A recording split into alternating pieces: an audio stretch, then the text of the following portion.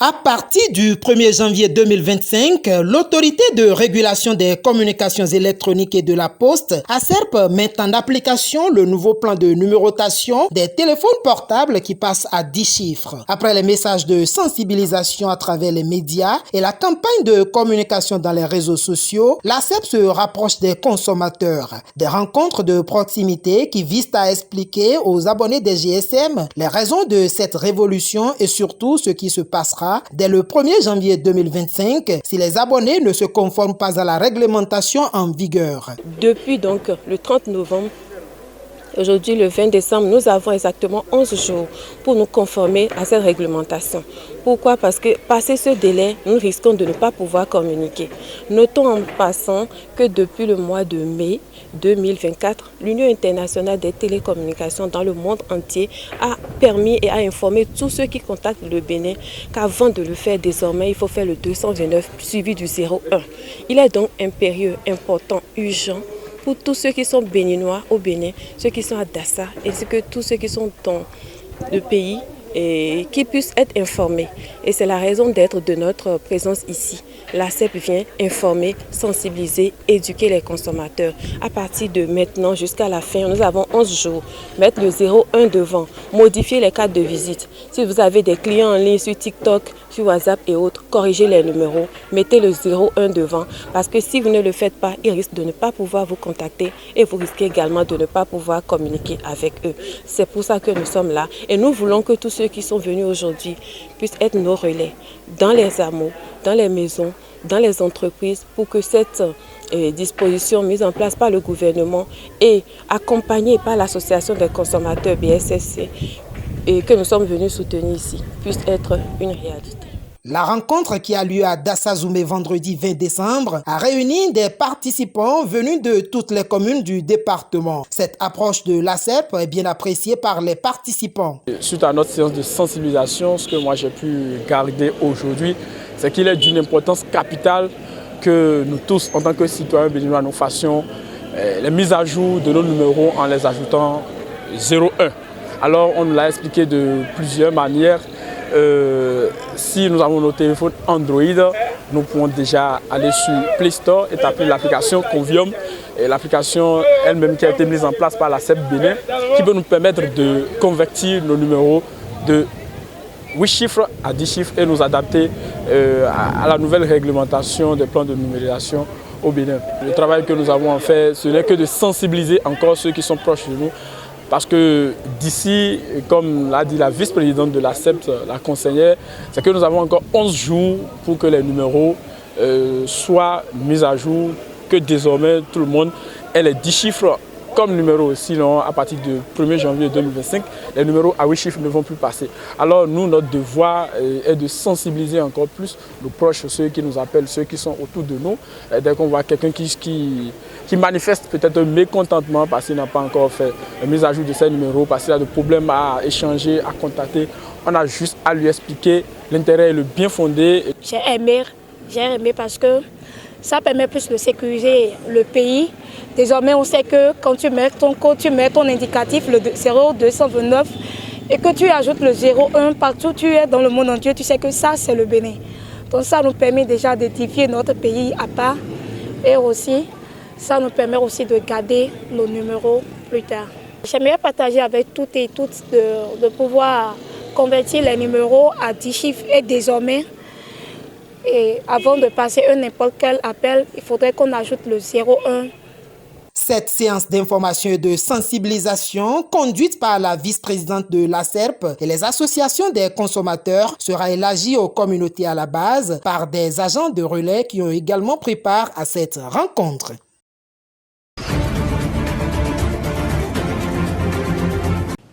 Alors, les filles sont les femmes de demain. Et l'État a choisi de faire de cette cible une priorité également, entre autres, parce que l'éducation des filles fait partie des piliers de développement d'une nation, vu leur nombre aussi. Et aussi parce que dans les foyers démunis, il faut dire que lorsque les personnes sont confrontées à des difficultés financières, les premières personnes à qui on demande d'arrêter l'école, ce sont les filles. Donc, la stratégie pour maintenir les filles dans le système éducatif il y a plusieurs stratégies. Il y a la distribution des kits scolaires, chaque année 500 000 kits scolaires, mais également les transferts monétaires aux familles pauvres. Déjà, depuis décembre 2021, là, nous avons pu couvrir 30 000 ménages. Les filles reçoivent au cours primaire, CM1, CM2, 450 francs CFA par jour, donc par fille, pendant 9 mois, et au cours secondaire, de la 6e en terminale, 600 francs CFA par jour, par fille, pendant 9 mois. Mais en dehors de ça, il y a un autre programme de Cash Plus Care qui est spécifiquement orienté vers les 26 communes des départements du Nord et qui ont permis de couvrir 130 000 filles. Et là aussi, ce sont des transferts monétaires. Ce point spécifique vous est fait là parce que il est important pour nous de les aider à être plus résilientes face au risque de mariage précoce dans certaines zones et aussi pour les maintenir à l'école. Sans ces appuis, peut-être que certaines n'y seront plus. Il y a aussi des bourses pour les 10 meilleurs de chaque département, des bourses de 38 500 francs CFA, voilà, par fille, par mois, pendant 3 ans. Et pour les filières scientifiques de la série C, et STI, STA, il y a également des bourses d'accompagnement pour pouvoir stimuler davantage le choix des filles vers les filières scientifiques. Nous avons les guichets uniques de protection sociale où les assistants peuvent suivre. Et au niveau de certains projets comme le projet SWED, il y a une unité de gestion avec des points focaux également au niveau des localités qui permettent de suivre et de rendre compte puisque le suivi se fait en collaboration avec les enseignants et les directeurs d'école puisque lorsque les enfants échouent, par contre, ils perdent le bénéfice de la bourse au profit d'autres. 30 000 filles bénéficiaires pour les premiers types de transferts et le transfert qui concerne les 26 communes du Nord, c'est 130 000 filles. Je voudrais rappeler qu'avant 2016, il y avait très peu d'initiatives qui concernaient les filles déscolarisées. Et ces dernières années, dans nos espaces sûrs, près de 200 000 filles déscolarisées ont été coachées, puisque dans ces espaces sûrs, elles sont sensibilisées aux questions de santé sexuelle et de la reproduction pour éviter les grossesses précoces, mais aussi à d'autres compétences de vie courante. Et au sein de ces 200 000 filles, il y a 56 000 qui ont pu avoir des formations courtes qui concernent des domaines qui leur permettra, en fait, à la fin des formations, de pouvoir être autonomes et de ne pas devenir des proies faciles. Et donc, ces métiers, par exemple, la sérigraphie, la peinture, les techniques d'élevage, même l'élevage d'escargots, des techniques simples, faciles à apprendre sur des périodes assez courtes de formation. Et à la fin, certaines sont même installées, ce qui permet donc de les aider à devenir autonomes, en quelque sorte, et de ne pas être des proies faciles, comme je l'avais dit. Alors, les actions que nous avons énumérées ne sont pas exhaustives. Et ce ne sont que quelques-unes. Et les résultats que nous avons obtenus depuis 2016 à ce jour sont importants, comme le témoigne le tour que nous venons de faire, mais également les différents témoignages. Et ces actions n'auraient pas pu être obtenues si nous n'avions pas dépolitisé l'action sociale, comme c'est le cas pour les microcrédits, tout en valorisant davantage le capital humain. Quand on prend le cas des artisans, des personnes handicapées, des femmes, des filles, etc.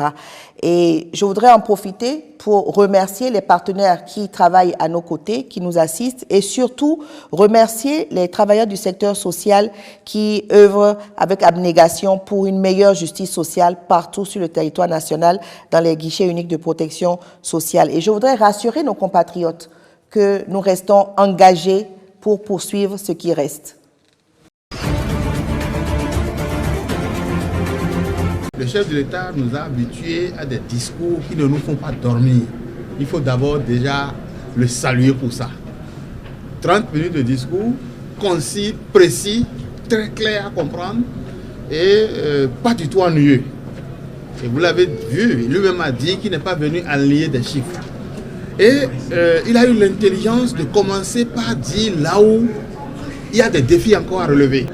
En matière de routes, le chef de l'État a dit la qualité des routes qui se font aujourd'hui est un exemple pour montrer la qualité de notre gouvernance. Lorsque vous devez construire des routes, il faut d'abord que vous réussissiez dans la mobilisation des ressources. Le Bénin en 2016 était à 740 milliards de recettes internes mobilisées. Et on parlait de 1200 milliards de routes lancées. Mais aujourd'hui, où le Bénin est à près de 2000 milliards par an de recettes internes mobilisées, oui, on peut parler de routes à construire sur des ressources nationales complétées par des ressources externes. Ce qui a retenu mon attention au-delà de ces points, c'est que le chef de l'État a réaffirmé que le Bénin est au-dessus de tout. Le Bénin est au-dessus de chacun d'entre nous. Nous sommes des variables interchangeables, mais ce qui n'est pas changé, c'est notre pays, c'est le Bénin. Et sa lutte pour le progrès doit avancer, quels que soient les prix à payer. Et c'est en réaffirmant cela que nous avons véritablement eu la chair de poule et nous nous sommes dit que véritablement ce qui a commencé depuis 2016 va se poursuivre pour le développement du Bénin. Quel Béninois n'est pas fier de voir les bons que notre pays fait? Quel Béninois n'est pas content en venant ce matin à Porto-Novo de circuler sur une double voie? Quel Béninois n'est pas content quand on montre les images du Bénin? Quel Béninois n'est pas content des progrès qui sont en cours? Pourquoi s'arrêter en si bon chemin? Il faut poursuivre le développement pour que demain nos enfants soient fiers du Bénin qu'on leur aura laissé. Et le chef de l'État nous a donné cette assurance que la dynamique va se poursuivre, la dynamique de construction d'un Bénin, la dynamique d'une gouvernance moderne où le développement, le béninois est mis au cœur de cette dynamique. Je suis fière aujourd'hui d'être béninoise. Je suis fière d'avoir comme président de la République son Excellence Patrice Talon, qui a vraiment changé l'image de notre pays. Il a changé. Le Bénin est devenu un pays phare, tant dans notre sous-région qu'à l'international.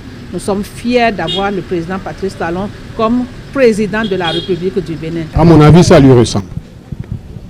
Ça lui ressemble. D'autant que la marque, la caractéristique de ce régime, c'est de penser que leur satisfaction personnelle et la satisfaction de ceux qui sont dans leur environnement immédiat est la satisfaction de tous. Si le président n'observe pas que nous avons beaucoup de recul au niveau du taux d'achèvement scolaire, c'est qu'il ne fait pas attention. Il ne fait pas attention à la gestion du régime. Et il se satisfait de quelques immeubles, de quelques routes, enfin le bling-bling. Le bling-bling. Mais c'est déjà bien qu'ils reconnaissent que la vie est chère. C'est déjà bien qu'ils reconnaissent que nous avons faim, que nous ne mangeons pas à notre faim. Mais ce que l'on doit regretter, c'est qu'ils nous disent que nous sommes venus de si loin qu'on n'a pas le droit de continuer à dire que nous avons faim parce qu'on ne peut pas régler notre problème. En fait, c'est ce que j'ai noté dans le discours du président et je suis profondément désolé, attristé par cela.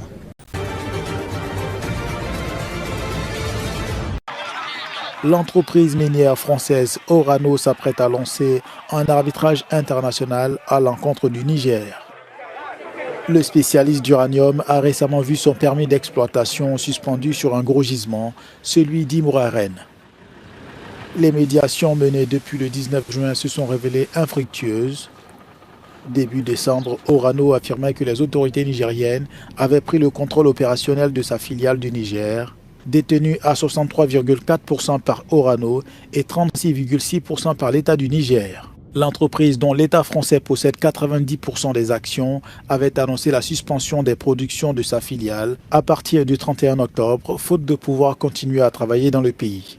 La fermeture des frontières depuis le coup d'État de juillet 2023 a empêché l'exportation des stocks d'uranium de la région d'Arlit, ce qui a causé des dommages financiers chiffrés à environ 300 millions d'euros selon les médias français.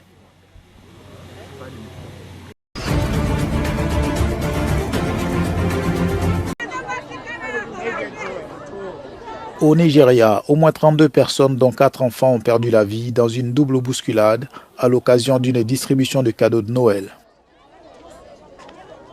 Samedi, les faits se sont déroulés à 2 endroits distincts où la foule se précipitait pour recevoir vivres et vêtements, raconte cette femme, témoin de la scène. Ils ont ouvert la porte ce matin, tout le monde s'est précipité, puis certaines personnes sont tombées.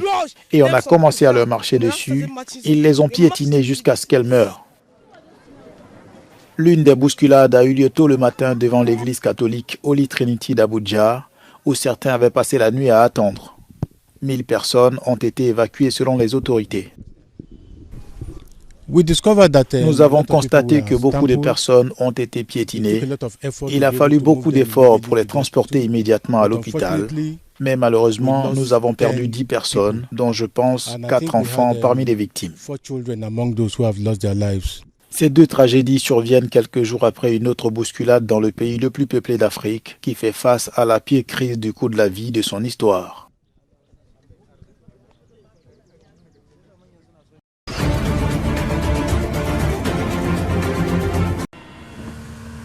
De nombreux Sud-Soudanais ont trouvé refuge le long du canal de Jonglei et vivent dans des abris de fortune au Soudan du Sud. Ils ont été obligés de quitter leur village, Gorwei, devenu un marécage en raison des inondations. Ces déplacés ont perdu champs et bétail et ne survivent désormais que grâce à l'aide. Cette femme fait partie de ces sinistrés. Les inondations à Gorwei ont détruit notre ferme et nous ont obligés à quitter la localité. Nous n'en connaissons pas les causes. Quand nous quittions nos habitations, nous n'avions que des plantes sauvages comme nourriture.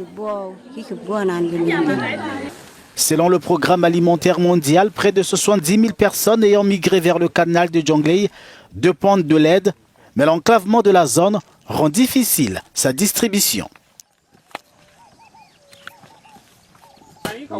Nous livrons de la nourriture par largage aérien. Et avant de le faire, nous devons préparer une zone de largage. Dans le cas présent, la zone n'était pas clairement définie. Nous avons donc dû demander l'aide de la communauté pour dégager la zone de largage. Pour l'instant, il n'y a pas d'accès par route ou par bateau depuis le canal. L'eau est si basse qu'elle ne peut pas contenir les bateaux qui transportent beaucoup de nourriture. Et les routes ne sont pas praticables.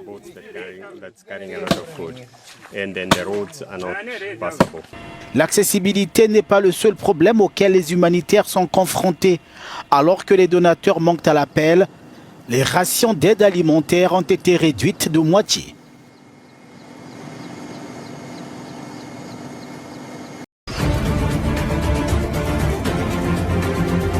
C'est une situation qui a pris de coup la France, qui préparait le retrait effectif des troupes au sol du Tchad à partir de la semaine prochaine. Malheureusement, l'armée a été surprise par un communiqué signé hier, en date de vendredi 20 décembre du Tchad, exigeant le retrait total des effectifs français de sa base de N'Djamena en date du 31 décembre prochain.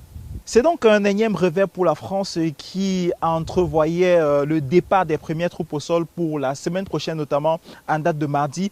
Un départ qui, après ce communiqué, a été ramené ce vendredi dans l'après-midi. Ils sont donc 120 hommes qui ont pris le départ vers la France. En guise de rappel, il faut dire que la chronologie des événements est très vite allée, notamment ce rappel de cette attaque violente qu'a subi les forces tchadiennes dans la région du lac Tchad. Une attaque au cours de laquelle une quarantaine de soldats tchadiens ont perdu la vie. S'en est suivi des communiqués où le pouvoir tchadien accusait notamment la France de refus d'information et de refus d'assistance suite à cette attaque violente dans le lac. Une non-assistance qui ne va pas passer et qui ne sera pas du goût d'N'Djamena, qui va exiger le retrait définitif des soldats français du Tchad. Ça en est suivi des séries de manifestations dans plusieurs villes du pays appelant au départ de l'armée française. Pour l'heure, le gouvernement tchadien reste campé sur ses positions. Pour Africa News Télévision, je suis Joël Honoré Kouam.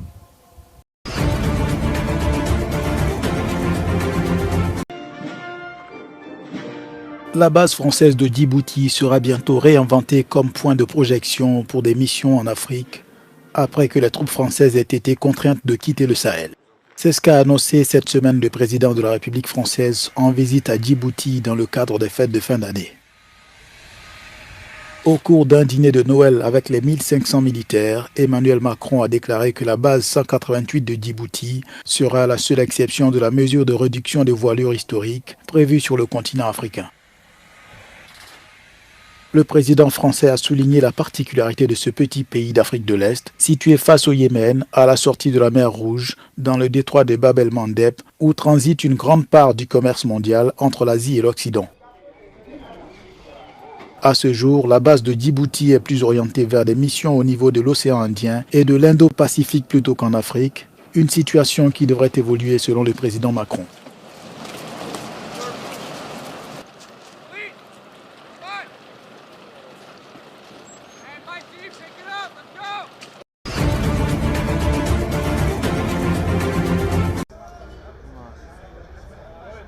Aux portes de ce centre de réhabilitation en Syrie, des centaines de soldats veulent être pris en compte dans le programme d'amnistie pour les soldats et les agents de police qui n'ont pas participé aux crimes du régime du président déchu Bachar el-Assad.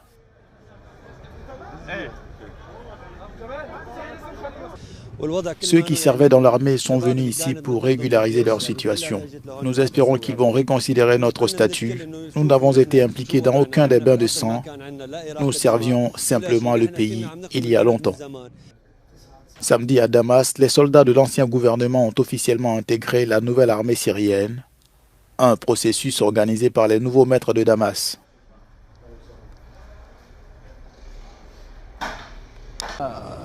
Ici, c'est un centre de régularisation pour les soldats, officiers et militaires du service obligatoire de l'ancien régime. Ils viennent ici au centre remettre les éléments liés à leur service auprès de l'État syrien, comme les mitrailleuses, les pistolets et les cartes d'identité. Puis nous leur donnons une nouvelle carte d'identité temporaire de réhabilitation en attendant de leur délivrer une carte permanente. La vague de violence qui a suivi la chute de Bachar al-Assad a très vite été maîtrisée et cette organisation de l'armée aussitôt lancée est un franc succès. Nous avons été surpris par les chiffres. Nous avons ouvert des centres et l'affluence est énorme. Les soldats se comptent par milliers comme nous pouvons le constater. Environ 1500 personnes dans ce centre.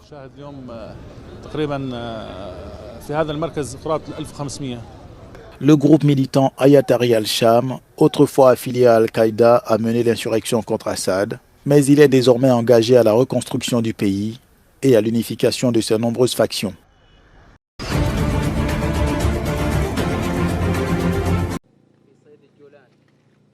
En Syrie, l'armée israélienne a ouvert le feu sur des manifestants qui réclament la fin de la présence militaire d'Israël à Deraa. Les tirs ont fait au moins un blessé. Les forces israéliennes ont installé un poste militaire sur une ancienne base de l'armée syrienne abandonnée dans le village de Maria au sud de la Syrie.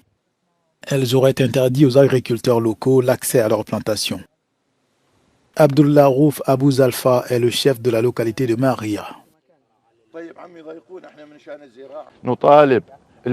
Nous appelons les Nations Unies à retirer l'occupation israélienne des points syriens dans le village de Maria, conformément à l'accord de 1974 entre la Syrie et l'occupation israélienne.